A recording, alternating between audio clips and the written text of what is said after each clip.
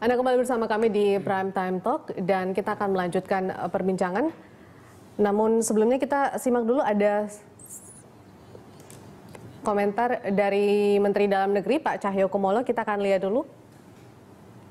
Ya, menurut Pak Cahyo, dan aspirasi ini menurut saya area rawan terjadinya korupsi. Wajar jika KPK sekarang mulai masuk sejak awal. Kita ajak diskusi. Oke, kemudian ada lagi satu. Potongan itu mungkin anggota DPR tidak potong, tapi siapa yang bisa kontrol pejabat di bawah seperti gubernur, bupati, wali kota sulit untuk dikontrolnya ataupun juga mengontrol. Pak Misbakun, tanggapan Anda? Begini, mengasalah KPK, kita yang mengundang Pak Zulkarnain, wakil ketua KPK, terus ada deputi bidang Litbang, Pak Roni, yang kemudian juga PLT di bidang pencegahan. Kita diskusi pada saat itu. Bahkan KPK dalam diskusinya, Pak Zulkarnain mengatakan niat baik ini sangat bagus untuk beliau cerita kemudian KPK bekerja sama dengan BPKP sejak tahun 2012 mengenai rendahnya belanja modal di masing-masing APBD yang dia teliti seluruh Indonesia. Sehingga pemerataan pembangunan itu ada permasalahan dan sebagainya dan sebagainya. Niat baik DPR ini jangan sampai kemudian pelaksanaannya membuat tugas KPK itu dalam memberantas korupsi menjadi makin berat. Lah, ini kan juga menjadi masukan yang luar biasa. Ada sebuah niat baik tapi pelaksanaannya terolong. Lah, kita sampaikan bahwa pelaksanaannya adalah kewenangan penuh pemerintah sebagai bagian dari mekanisme APBN.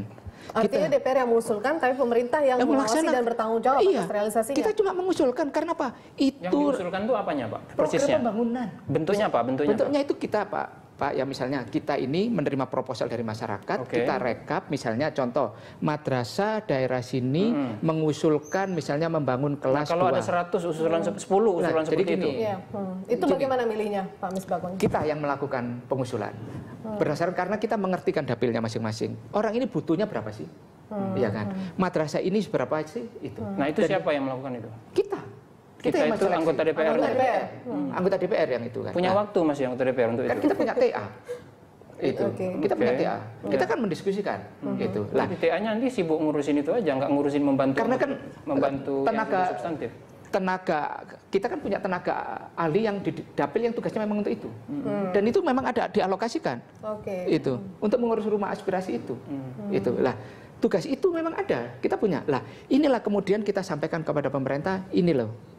Dengan itu perinciannya. Lah, kemudian kesananya pemerintah yang melaksanakan. Tidak ada kita ingin mengambil alih pengelolaan negara dengan jumlah keuangan negara dengan jumlah tertentu, tidak. Ya bisa saja itu dilakukan dengan catatan kapasitas DPR secara kelembagaan dan per orang anggota DPR itu dengan timnya itu bisa melakukan itu. Tapi kan problem di DPR sekarang tuh salah satunya kapasitas kan gitu. Kapasitas. Kalaupun ada yang muncul seperti Pak Misbahun kan karena kapasitas pribadi. Tapi ini kan kita bicara 560 anggota DPR gitu. Kapasitas per pribadi tidak merata, kapasitas per tim tidak merata, tidak ada standar.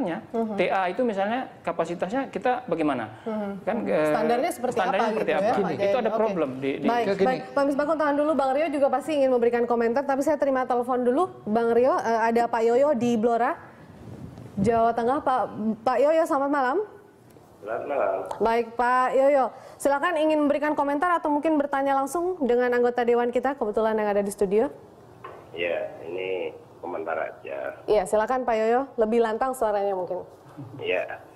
Dalam baru buka puasa. Dana aspirasi ini, kebanyakan prakteknya itu di Blora sendiri loh ya. Kalau daerah lain saya belum tahu. Gimana Pak Yoyo, bisa diulang nggak? Dalam prakteknya dana aspirasi ini itu yang diterima tidak sebesar apa anggarannya. Contoh misalkan untuk pembangunan masjid. Pembangunan masjid 75 juta. Yang diterima itu paling hanya 50 juta atau berapa. Ini kalau sampai ini nanti 20 miliar per anggota. Di wilayah Pak Yoyo pernah itu terjadi kemudian Pak Yoyo? Pernah. Misalnya pembangunan apa Pak Yoyo? Misalkan masjid.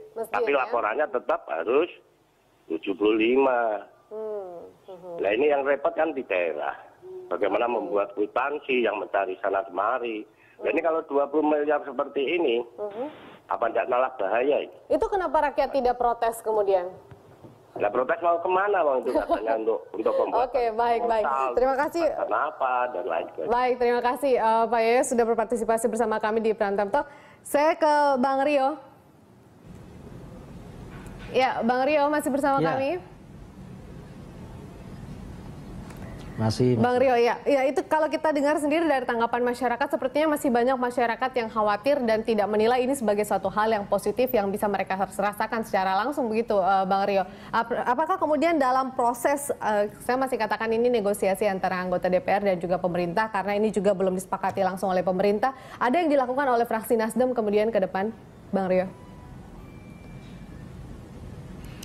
Ya, yang pertama tentu kita akan mengingatkan terus ya bahwa manajemen kita di bawah itu tidak siap menerima yang namanya jatah anggaran seperti ini. Ada anggapan bahwa ini adalah haknya anggota DPR, walaupun tadi kita mengatakan kita tidak terima uangnya, tapi anggapan itu pasti ada karena pengalaman kita selama ini yang namanya, jangankan yang namanya jadi jatah anggota DPR, yang namanya bantuan saja kadang-kadang tidak berjalan mulus sebagaimana mestinya, padahal itu manajemennya sudah bagus. Nah, apalagi tadi misalnya kalau ada 100 proposal, kita untuk menentukan itu adalah di tangan kita. Otomatis nanti ada yang tidak terberikan atau ada yang kemudian merasa tidak adil dan sebagainya, di situ akan timbul persoalan.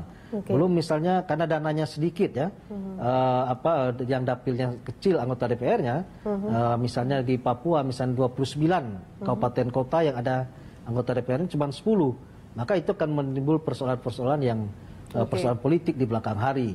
Nah, niat baik kita itu tidak diatur dengan cara-cara yang baik atau jalur yang baik, maka itu akan menimbulkan persoalan. Nah, kita tahu bahwa pengalaman itu menunjukkan, jangankan dana yang seperti ini, dana APBD saja kadang-kadang tidak bisa berjalan mulus, padahal pelaksananya ada di situ, pengawasnya ada di situ, sudah di sistem perencanaan yang benar, tender dan sebagainya. Apalagi ini 11 triliun 560 anggota DPR dengan program yang kecil-kecil.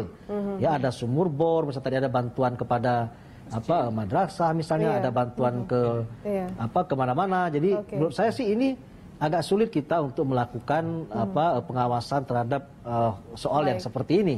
Menurut saya lebih baik misalnya sekali lagi tadi supaya tidak salah dalam menganggap bahwa 11 triliun misalnya ini adalah pagu indikatif misalnya 11 triliun. Nah, 11 triliun itu ada politik anggarannya di situ misalnya. Apakah ini kita niatkan membangun 1000 puskesmas misalnya. Maka puskesmas itu dibagi ke seluruh Indonesia yang mana puskesmas belum ada. Atau misalnya niat kita adalah membangun jembatan gantung misalnya, mana daerah yang membutuhkan, misalnya seperti itu. Maka itu akan berlaku sesuai dengan kebutuhan, bukan berdasarkan dijatah ini kamu 20 miliar, kamu boleh memutuskan apa saja. Nah, itu akan jadi persoalan. Jadi begini, saya ingin menyampaikan tadi mengenai yang tadi di Ungaran. Makanya Nasdem kemudian menyatakan pagi-pagi kita tolak dengan sistem seperti ini. Tadi seperti yang di Ungaran, kita sampaikan bahwa DPR baru memulai ini. Kalau praktek-praktek di DPR, saya kemudian sampaikan juga kepada Bang Rio, ini kan DPR. Kita ini akan menjadi sebuah etalase politik nasional. Kita akan menjadi figur-figur penting di dalam politik nasional. Kenapa kita tidak memberanikan diri menjadi sebuah figur yang bisa tampil di tengah masyarakat, menjadi contoh pelaksanaan sebuah program yang akuntabel, yang transparan dan penuh tanggung jawab. Kenapa kita tidak berani mengambil alih itu? Kita ini dilahirkan sebagai seorang pemimpin. Dari yang disampaikan Pak Misbakun, kita juga sepakat untuk itu. Tapi Pak Jayadi, tidakkah kemudian dengan dana aspirasi ini kesannya bahwa DPR ini difasilitasi oleh negara secara tidak langsung kemudian untuk melakukan kampanye terselubung yang kemudian ini bisa menjadi anggapan mungkin bahasanya bukan kampanye terselubung karena ini memperkuat incumbency effect ya, efek incumbent itu di mana-mana sama, eksekutif juga begitu kan, ya incumbent punya keuntungan untuk itu. Jadi dia bisa kemudian punya ruang lebih besar gitu ya. Di mana-mana fungsinya itu secara politik ya, secara politik untuk memperkuat incumbency effect sehingga re-election rate, tingkat keterpilihan kembali itu menjadi tinggi. Sebetulnya itu ada baiknya ada buruknya ya. Netral saja sebetulnya. Cuman memang itu tadi masalahnya adalah kalau betul niatnya baik seperti itu, maka dia memerlukan kapasitas pengawasan, kapasitas penegakan hukum, kemampuan transparansi yang sangat besar. Betul. Nah, problemnya di situ. Dalam suasana sekarang, hal-hal seperti itu masih kita ragukan, gitu kan? Dalam suasana penegakan hukum seperti sekarang. Lalu nanti saya nggak kebayang nanti anggota DPR justru lebih sibuk ngurusin proposal-proposal ini. Oke, baik. Begitu. Itu mungkin juga menjadi anggapan masyarakat. Gini. Salah satunya mungkin ada Pak Ahmad. Pak Ahmad di Timika, kita terima telepon dulu Pak Ahmad. Iya, selamat malam. Halo, selamat malam Pak Ahmad. Mungkin suaranya bisa lebih besar volumenya begitu? Pak Ahmad ingin memberikan tanggapan atau mau bertanya bersama narasumber kita malam hari ini? Iya. Silakan Pak Ahmad.